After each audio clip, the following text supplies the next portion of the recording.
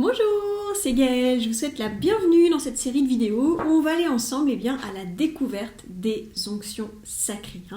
Parce que depuis la nuit des temps, et de manière quasi universelle, on a utilisé les plantes odorantes, les fumigations de plantes aromatiques ou encore les huiles essentielles pour aller... on les utilise pour leur capacité à nous connecter au divin. Elles nous permettent d'aller dans un espace-temps au-delà de notre réalité quotidienne et donc dans cet espace-temps où tout est possible. On va le comprendre au fur et à mesure de ces épisodes.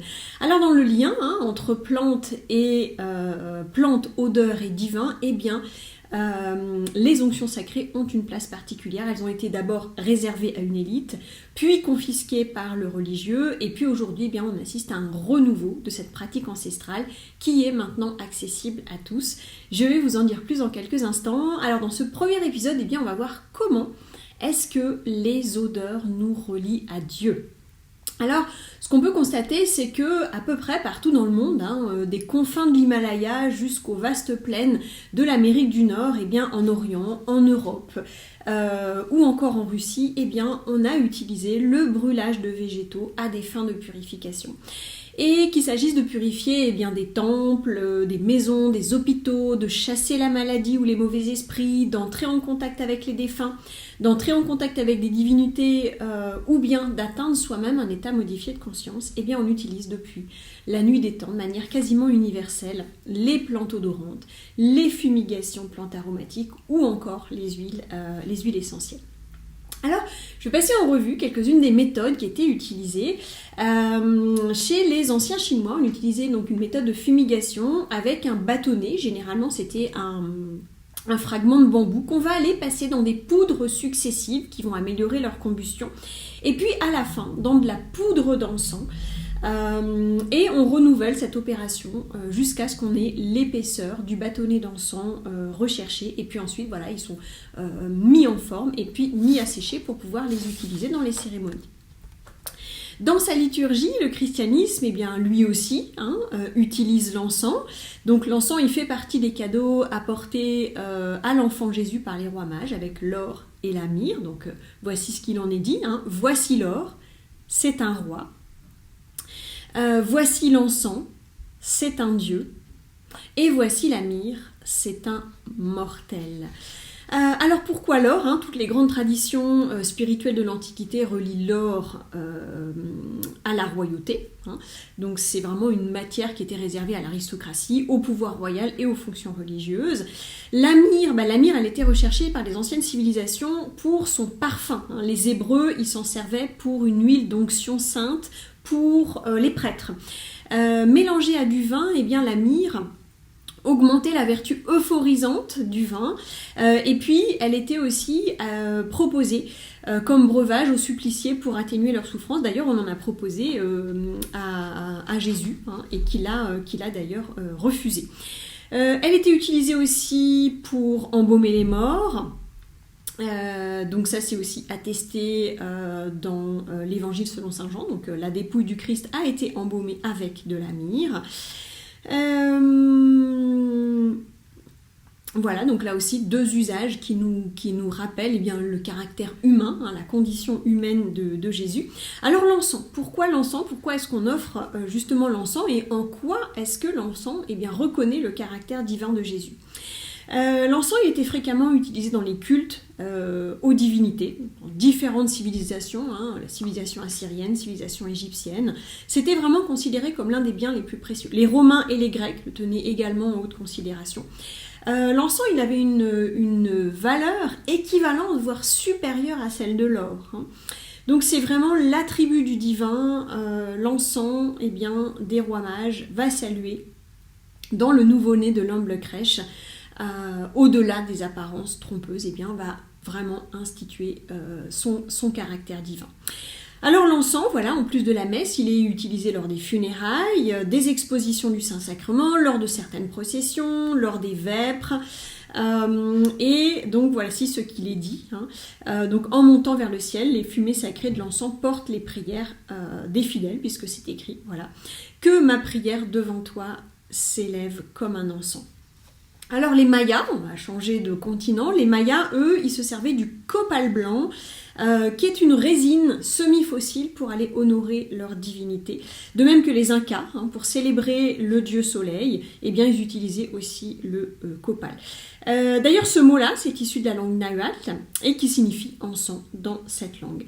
Donc, on brûlait le copal et il était aussi considéré par les Mayas comme un instrument de vision. Donc, en le brûlant, eh bien, on pouvait accéder à des visions. C'était aussi une forme de protection contre la maladie, contre le malheur, contre les forces négatives.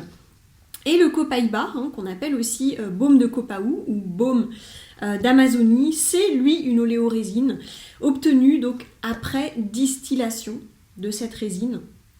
Et donc là, on va l'utiliser, ça fait une espèce d'huile essentielle, mais presque solide, c'est pour ça qu'on parle d'oléorésine. Ça va du coup devenir un mélange qui va pouvoir être utilisé donc en baume, en application sur la peau. Aujourd'hui, voilà, on le reconnaît dans la pharmacopée française et européenne comme plante médicinale, ce baume de Copaou. Donc là, on peut l'utiliser aujourd'hui et il est utilisé voilà, depuis des temps immémoriaux en Amazonie pour se soigner. Alors dans l'Égypte antique, on rechange de continent, eh bien on produisait une sorte de parfum solide qui était appelé kifi. Et ce kifi, eh bien c'était considéré comme un encens sacré. Les Égyptiens le faisaient brûler en l'honneur de leur dieu soleil Ra, qu'ils vénéraient. Et puis, donc ce kifi, cette appellation regroupe évidemment beaucoup de recettes qui contiennent entre 10 et 50 ingrédients, comme le miel, la cannelle, le bois de santal, la myrrhe, on la retrouve ici. Et donc, eh bien, ces propriétés étaient multiples puisqu'on en faisait, donc, on le mélangeait dans des boissons, cuit avec du miel, ça formait des pastilles pour garder la laine fraîche. Là aussi, la pharmacopée égyptienne tirait l'essentiel de ces remèdes, que ce soit des potions, des gargarismes, des infusions, des cataplasmes, des pilules, des résines et de différentes herbes odoriférantes. Alors, puisque je parlais des sources justement sur le kifi, eh bien, on a Plutarque dans ses œuvres morales évoque les effets du kifi. Et voici ce qu'il en dit, je vous lis le texte. Il s'en exhale une vapeur suave et profitable qui change les conditions de l'air. Cette vapeur, s'insinuant dans le corps au moyen du souffle, le berce d'une manière douce et insensible, l'invite au sommeil et répand autour de lui une influence délicieuse. Les soucis journaliers, qui sont comme autant de chaînes si pénibles, perdent de leur douleur et de leur intensité. Ils s'affaiblissent et se relâchent sans le secours de l'ivresse. De cette manière se charment et s'adoucissent les troubles et les désordres de l'âme. Donc on voit bien le côté vraiment très polyvalent dans le domaine du soin du corps et des soins de l'âme. Alors le lien, je vous disais, entre le divin et les bonnes odeurs est manifeste avec tous ces exemples qu'on a pu voir autour du monde. Alors, toujours en Égypte, les temples égyptiens, en fait, c'était pas simplement des lieux de prière. Ils étaient considérés comme la demeure du Dieu sur terre, où il avait choisi de venir habiter sous forme de tableau ou sous forme de statue. Et donc, pour susciter la bonne humeur et la bienveillance du Dieu, eh bien, les prêtres se purifiaient tous les matins et ils procédaient à la toilette de la statue du temple. Et donc, eh bien, dans cet atelier de parfumerie où les prêtres se purifiaient, mais aussi enduisaient la statue, réalisaient une onction de la statue du Dieu. Donc ce lien même dont je parlais entre sacré et odeur, eh bien il est même imprégné dans la langue égyptienne, puisque le mot Senter, alors ça dit S-N-T-R, utilisé pour déterminer donc toutes les gommes, tous les soins odoriférants, toutes les résines, eh bien, étaient toujours précédées du déterminatif de Dieu. Ce qui fait que, eh bien, on a traduit ce Senter là par quelque chose comme divine odeur ou odeur qui plaît à Dieu. Et dans le papyrus d'Aris, Ramsès III, il déclare, voilà, j'ai planté des arbres à Senter, donc de cette plante, odeur, entre guillemets, des arbres à odeur divine sur ton esplanade à Thèbes. Alors dans le même ordre d'idée, les Égyptiens, ils embaumaient leurs morts, donc non seulement pour masquer la mauvaise odeur, bien évidemment, surtout dans des pays chauds, mais aussi pour leur donner en fait accès à la vie éternelle. Ça va aussi leur permettre de faire le voyage, c'est-à-dire ça va leur donner les forces divines pour entrer au royaume des dieux. D'ailleurs, le châtiment suprême en Égypte ancienne, ça consistait à priver les corps de sépulture.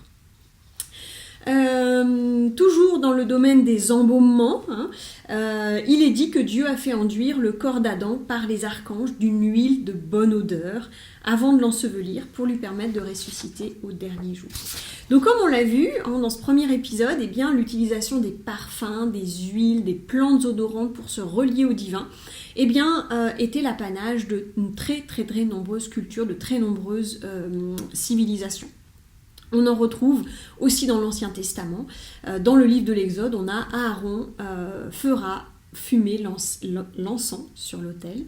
Il le fera fumer chaque matin lorsqu'il préparera les lampes. Et quand Aaron replacera les lampes au crépuscule, il le fera encore fumer. Donc si les bonnes odeurs, notamment grâce à l'onction, à l'aide d'huile et de baumes odorants, vous renforcez le lien au divin, donc notre lien au divin de la terre vers le ciel, donc élever l'esprit, demander la guérison, on se connecte à plus haut que soi, cette dernière pratique, elle joue aussi un rôle dans le sens inverse, c'est-à-dire du lien au divin du ciel vers la terre cette fois-ci. Donc l'onction, elle peut être utilisée dans certaines conditions pour conférer un pouvoir spirituel et ou temporel sur Terre. Et c'est ce qu'on verra dans le deuxième épisode sur les onctions sacrées. Donc on va aller voir quel est le pouvoir que confère l'onction sacrée.